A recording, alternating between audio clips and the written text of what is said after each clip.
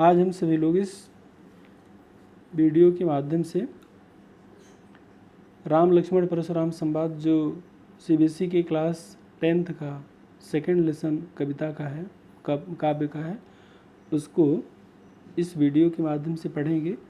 प्रसंग इस प्रकार है कि राजा जनक ने धनुष यज्ञ का आयोजन किया और उस आयोजन में बड़े बड़े राजा महाराजा पूरे देश से आए। उसमें राम लक्ष्मण भी गुरु विश्वामित्र जी की आज्ञा से प्रस्तुत हुए और गुरु जी के आदेशानुसार राम ने उस धनुष यज्ञ के प्रसंग में उस धनुष को तोड़ दिया।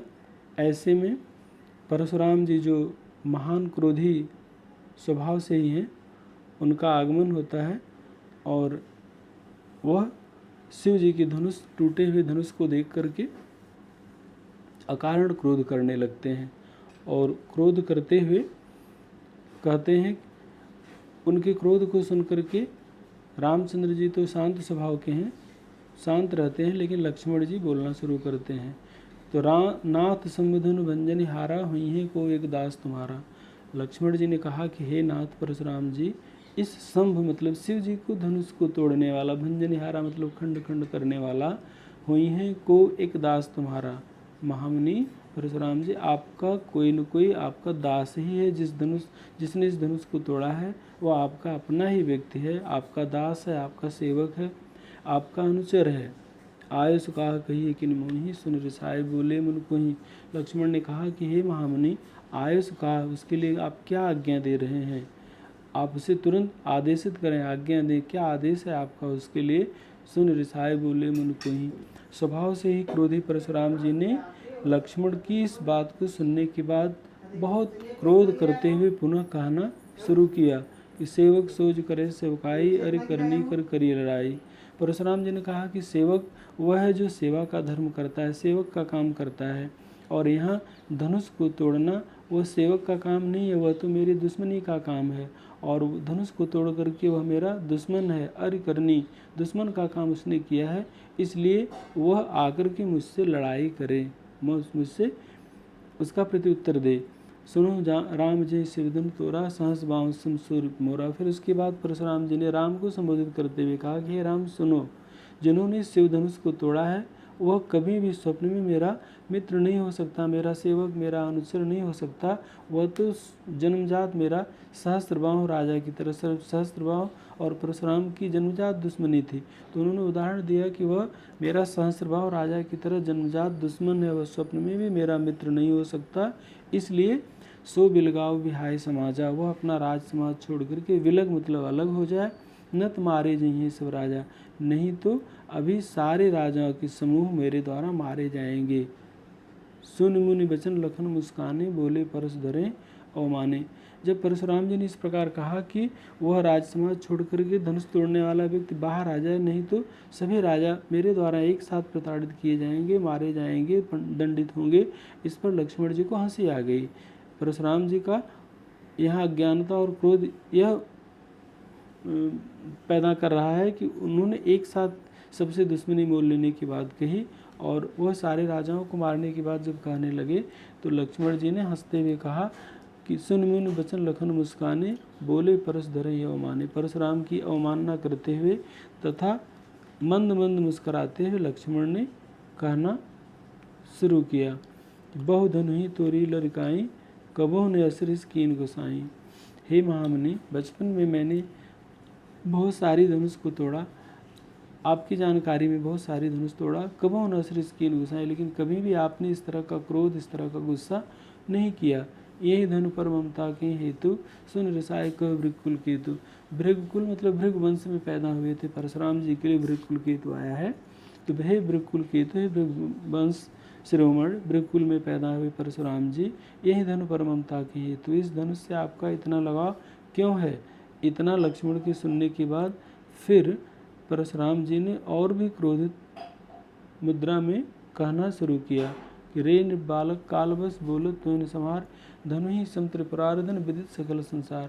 परशुराम जी ने कहा कि हे निर्बालक, हे मूर्ख, हे राजा के पुत्र, राजपुत्र, तुम काल के वशीभूत होकर के संभाल के उचित अनुचित का विवेक किए बिना, क्या उचित है क्या अनुचित इसका विवेचन किए बिना तुम बोलते जा रहे हो।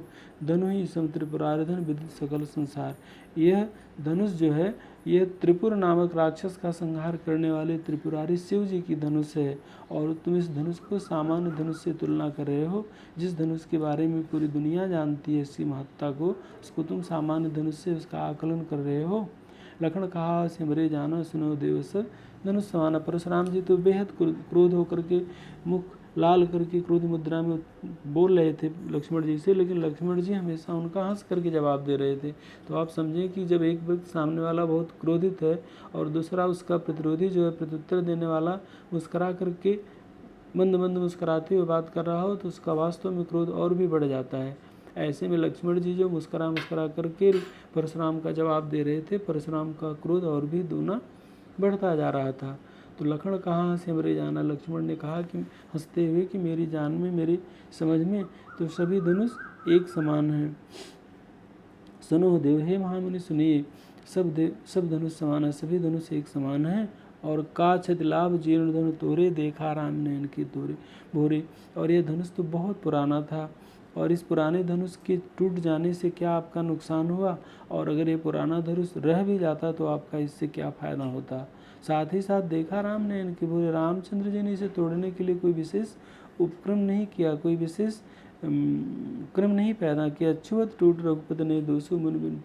छुअत टूट, रामचंद्र के छूने मात्र से यह धनुष क्या हो गया, टूट गया। उसके लिए राम को कोई विशेष योजना नहीं बनानी पड़ी, विशेष उपक्रम नहीं करना पड़ा। मुनि बिनु काज करी कुतरो से, हे फिर महामुनि आप इतना बड़ा क्रोध आक्रोश और गुस्सा क्यों कर रहे हैं। बोले चिते परस की ओरा, रे सट सुनो स्वभाव न मोरा। लक्ष्मण की इन बातों को सुनने के बाद परशुराम जी और भी क्रोधित होकर के अपने फरसे को चुनौती देते हुए, फरसे को दिखाते हुए लक्ष्मण से कहने लगे कि रे सट सुनो, हे मूर्ख, तुम मेरे स्वभाव को, मेरे व्यवहार को, मेरे बारे में जानते नहीं हो। बालक बोल बधो नहीं तुई, मैं अगर तुमको छोड़ रहा हूँ, परशुराम जी ने लक्ष्मण जी को कहा कि मैं अगर तुमको मार नहीं रहा हूँ, मैं तुम्हें छोड़ रहा हूँ, तो केवल तुमको बालक जान करके, क्योंकि तुम मेरे समान योद्धा नहीं हो, और लड़ाई शत्रुता मित्रता सब समान स्तर पर होती है, तो तुम मेरे बराबरी के नहीं हो, इसलिए मैं तुमको बालक जान करके, अबोध जान करके, अल्प जान करके छोड़ रहा हूँ। और केवल मुनि जड़ जाने मुहि, तुम मुझे केवल ऋषि मुनि ही मत समझना कि मैं ऋषि मुनि हूँ, महात्मा हूँ, और तुम कुछ भी कहते जाओगे और मैं तुमको छोड़ दूंगा। बाल ब्रह्मचारी यदि कोई, परशुराम जी ने अपना परिचय कराते हुए लक्ष्मण जी से कहा, हे लक्ष्मण, मैं ब्रह्मचारी हूँ, इसमें ब्रह्मचर्य का बल है, साथ ही साथ मैं जन्मजात क्रोधी हूँ, और विश्व यह भी जान लो कि विश्व विदित क्षत्रिय कुल द्रोही, संपूर्ण विश्व में क्षत्रिय कुल का मैं द्रोही हूँ। क्षत्रिय मेरा कभी भी स्वप्न में भी मित्र नहीं हुआ है। और भुजबल भूमि भूप बिन कीन्ही, मैंने अपनी भुजाओं के बल से कितनी बार इस धरती को जीत करके, भूप बिन कीन्ही, बिना राजा विहीन करके इस धरती को विपुल बार में देनी, बहुत बार मैंने इसको ब्राह्मणों को दान दे दिया। अर्थात क्षत्रिय से इस धरती को जीत करके, उन्हें मार करके, उनकी धरती को मैंने ब्राह्मणों में दान दे दिया, राज विहीन करके ब्राह्मणों को इस धरती को दान दिया है। सहस्र बाहों भुज छेदनिहारा, परस विलोक में ही कुमारा, मैंने सहस्र बाहों के हजारों भुजाओं को इस अपने फरसे से सहज और सरल ढंग से खंडित कर दिया है। परस विलोक महीप कुमारा, हे महीप कुमार राजा के पुत्र लक्ष्मण, तुम मेरे इस फरसे को देखो, या मेरे इस फरसे के महत्व को समझो। फिर परशुराम जी ने कहा कि मात पिता जन सोच बस करिस महेश किशोर, हे लक्ष्मण, तुम अपने कर्तव्य से अपने माता पिता को अनावश्यक सोच में मत डालो, अनावश्यक चिंता में मत डालो। गर्भन के अर्भक दलन परस मोरत घोर, मेरा यह फरसा जो है यह गर्भस्थ शिशु का भी, जो गर्भ में शिशु, प्रत्यक्ष तो जितने हैं पशु प्राणी उनका संहार करने की तो क्षमता रखता है, लेकिन जो गर्भस्थ शिशु है, जो अनसीन है, जो भी सृष्टि में नहीं आया, उनका भी संहार करने की क्षमता रखता है। मेरा फरसा इतना घोर है, इतना प्रचंड है, सभी प्रत्यक्ष अप्रत्यक्ष का संहार करने की पूरी तरह क्षमता रखता है। बेहस लखन बोले मृदवानी, परशुराम जी ने जब इस तरह कहा कि प्रत्यक्ष अप्रत्यक्ष पूरी जाति का, पूरे समाज का, पूरे मानवता का संहार करने की का मेरा यह फरसा शक्ति रखता है, तो लक्ष्मण को परशुराम की इन बातों को सुनकर फिर हंसी आ गई। बेहस लक्ष्मण बोले मृदुमानी। लक्ष्मण जी ने हंसते हुए कहा कि अहो मुनीस महाभटमानी, हे महामुनि, तो इस तरह तो लगता है कि आप बहुत बड़े योद्धा हैं। परशुराम जी ने अपने को पूरी योद्धापन की सारी बातें कह डाली और लक्ष्मण जी को हंसते हुए उन्होंने जवाब दिया कि इन बातों से लग रहा है कि आप बहुत बड़े योद्धा हैं। तो यह सुनने के बाद पुन पुन मोहि दिखाओ कुठारू, चाहे तोड़ावन फूंक पहाड़ू। जब आप इतने बड़े योद्धा हैं तो आप बार बार मुझे इस अपने फरसे की चुनौती क्यों दे रहे हैं, फरसा क्यों बार बार दिखा रहे हैं।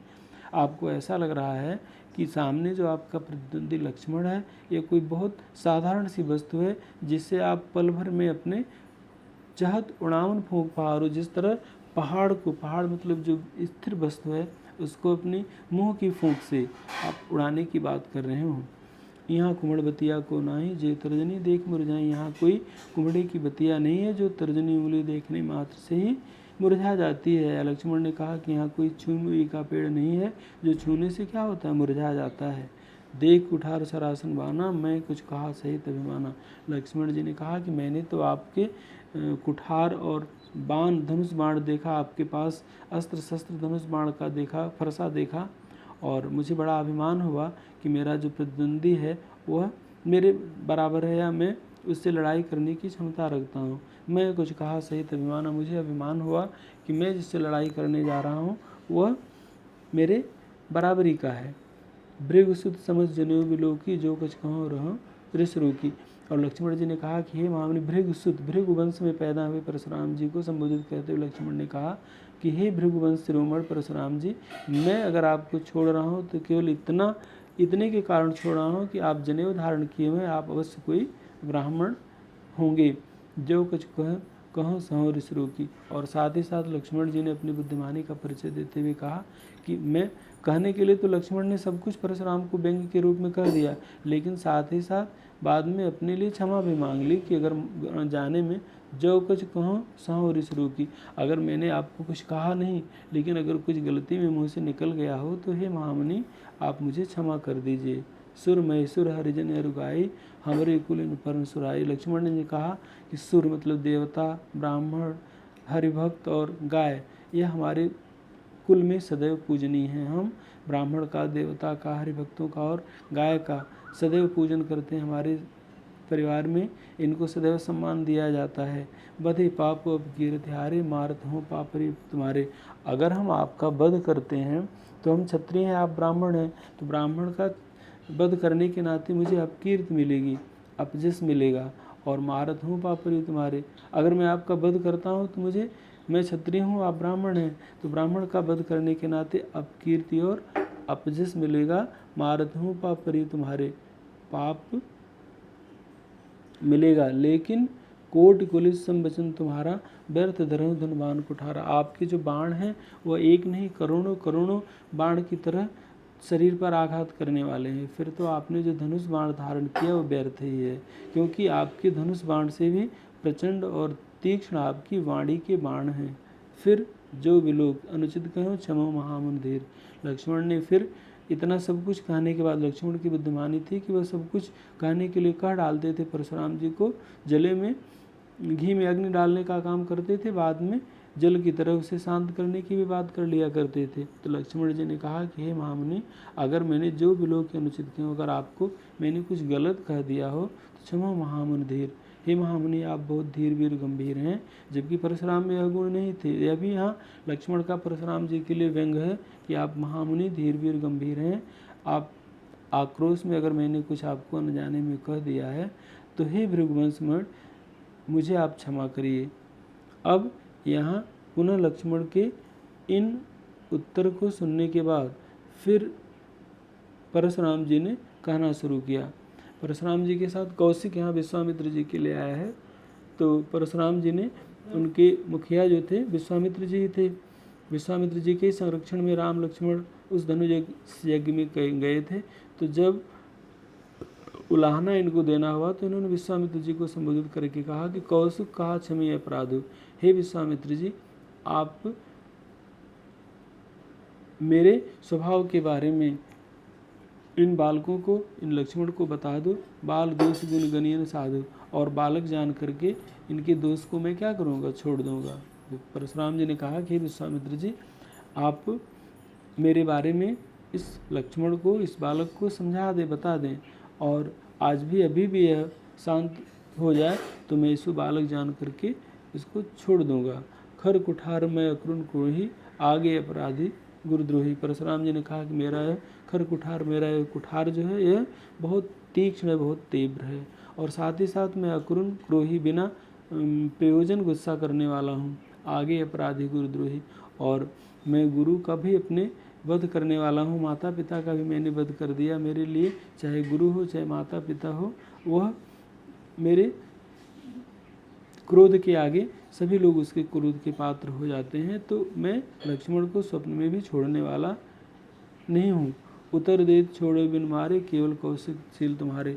और परशुराम जी ने कहा कि उतर देत छोड़े बिन मारे, बिना मारे मैं, हे विश्वामित्र जी, बिना इन लक्ष्मण को मारे मैं छोड़ता नहीं। उतर देत छोड़ो बिन मारे, बिना मारे मैं छोड़ता नहीं, केवल कौशिक शील तुम्हारे।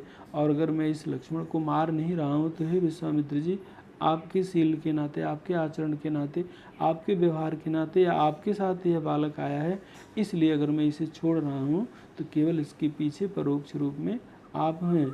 न तीन कुठार न तो यही काट कुठार कठोरे, गुरु उरण होते ऋण मोरे। नहीं तो मैं अभी अपने इस प्रचंड कुठार से इस लक्ष्मण का वध करके अपने गुरु ऋण से भी उरण हो जाता। गाद सुन कर हृदय मुनि हरि सूझ, ऐमे खायन मुखमण जो न बूझे बूझ। गाद सुन, गाद ऋषि के पुत्र विश्वामित्र जी ने कहा कि इस परशुराम को यह लक्ष्मण जो है यह गन्ने के पौधा जैसा दिख रहा है, और यह इनकी मूर्खता है। गाद सुन कर हृदय हंस। गाद ऋषि के पुत्र विश्वामित्र जी को परशुराम जी की यह बातें सुनकर के हंसी आ गई। मुनि हरि सूझ, उन्होंने कहा कि मुनि, परशुराम जी को सावन के अंधेरे, सावन के भैंसे की तरह चारों तरफ हरा हरा ही दिख रहा है, अर्थात अपना ही वर्चस्व दिखाई दे रहा है। उन्हें यह नहीं पता कि सामने उनका प्रतिद्वंदी भी उन्हीं के समान सक्षम है।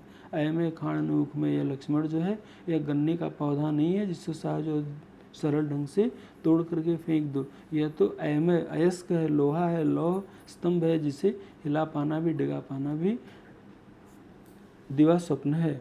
कहो लखन मुन शील तुम्हारा, को नहीं जान विदित संसारा। लक्ष्मण ने कहा कि मुनि, आपके शील को, आपके स्वभाव को कौन नहीं जानता। आप गुरु की द्रोही हैं, आपने माता पिता का वध कर दिया, तो पूरा दुनिया आपके इस संसार को, आप पूरी दुनिया आपके इस शील को, आपके सदाचार को, आपके व्यवहार को जानती है।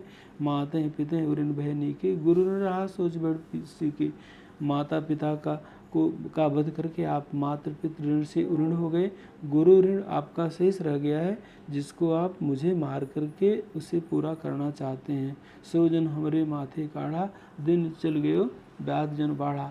और वह गुरु ऋण से उऋण होने के लिए आप मुझे उसको मेरे बल पर छोड़ दिया, मेरे ऊपर छोड़ दिया है, लेकिन उस गुरु ऋण को चुकाने में काफ़ी समय बीत गया है, जिसका ब्याज नित्य प्रति बढ़ता ही जा रहा है। अब आनी व्यवहारिया बोली, तुरंत में देव में थैली खोली।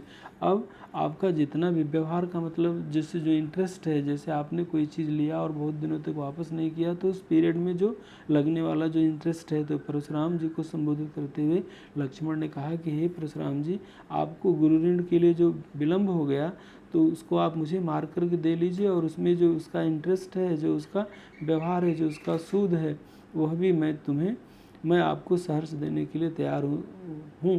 तुरंत देव में थैली खोली, मैं अपना झोला खोले हुए हूँ, और मैं सूद मूर के साथ, व्यवहार के साथ आपको उस ऋण से उऋण करने की क्षमता रखता हूँ। सुनकट वचन कुठार सुधारा, हाय हाय सब सभा सुधारा। लक्ष्मण सभा पुकारा। लक्ष्मण ने जब इस प्रकार कह दिया कि गुरु ऋण के उऋण होने के लिए तुम सूद मूल के सहित, इंटरेस्ट के सहित मुझसे इसका बदला पूरा कर सकते हो, तो अब परशुराम जी को इन बातों को सुन करके और अधिक क्रोध आ गया। सुन कटु वचन कठोर कुठारा। लक्ष्मण के इस कठोर वचन को सुनकर परशुराम जी ने पुनः एक बार फरसा फिर संभाल लिया।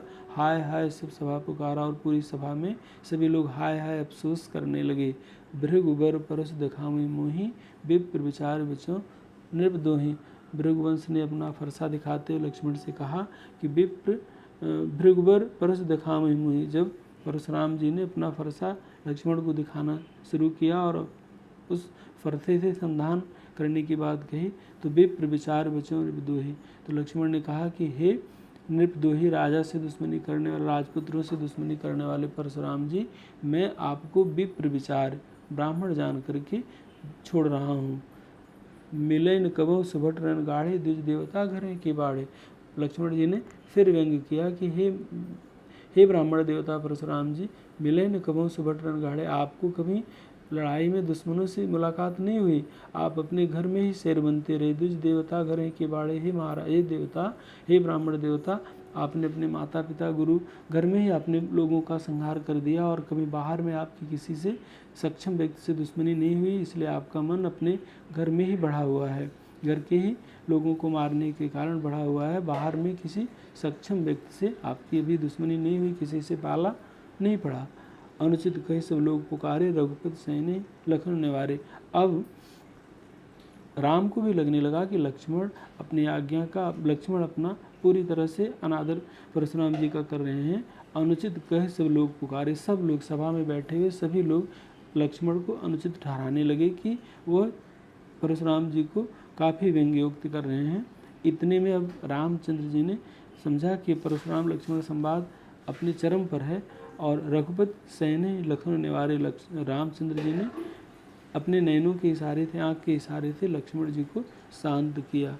लखन उतरे आहुत सरिस, भृगुबर को किसान, बढ़त देख जल संवचन, बोले रघुकुल भान। बहुत सुंदर दोहा है कि लखन उतर आहुत सरिस, जैसे आप अग्नि में आहुत डालते हैं, घी डालते हैं तो अग्नि और बढ़ती जाती है, तो उसी तरह भृगुबर को किसान, जब भृगुवंश शिरोमणि परशुराम जी क्रोध कर रहे थे तो लक्ष्मण के एक एक शब्द उसमें अग्नि में उस घी का काम कर रहे थे।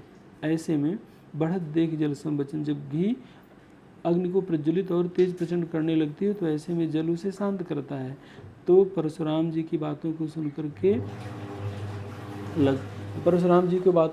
के लक्ष्मण जो उसका प्रत्युत्तर कर रहे थे, उससे परशुराम का क्रोध और भी बढ़ रहा था। वह प्रत्यक्ष इस तरह लग रहा था कि मानो अग्नि जल रही हो और उसमें समिधा की सामग्रियाँ पढ़ करके, घी और समिधा पढ़ करके उसको और प्रचंड तेज कर रही है। तो जो जो उनका क्रोध बढ़ते जा रहा था, तो जल उसको जिस तरह शांत करती है, तो उसी